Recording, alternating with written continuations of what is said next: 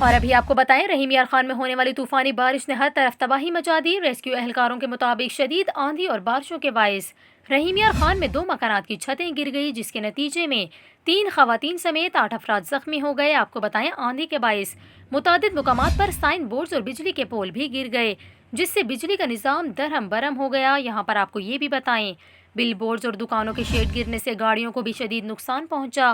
رحیم یار خان میں آندھی کے بعد سے بجلی کو بند ہوئے 15 گھنٹے سے زائد وقت بھی گزر چکا ہے۔ دوسری جانب محکمہ موسمیات کی جانب سے جاری اعداد و شمار کے مطابق 24 گھنٹوں کے دوران پنجاب، آزاد کشمیر، خیبر پختونخوا اور گلگت بلتستان میں آندھی اور گرج چمک کے ساتھ بارش ہوئی۔ سندھ اور جنوبی و وسطی بلوچستان میں موسم شدید گرم رہا۔ میٹ آفس کے مطابق سب سے زیادہ بارش خانیوال میں 54 ملی میٹر، ڈی جی خان میں 33، بہاول نگر میں 24، ساہیوال میں 7، ٹوبہ ٹیک سنگھ میں 6، مری میں 4، بھکر میں 2 اور لیا میں 1 ملی میٹر ریکارڈ کی گئی۔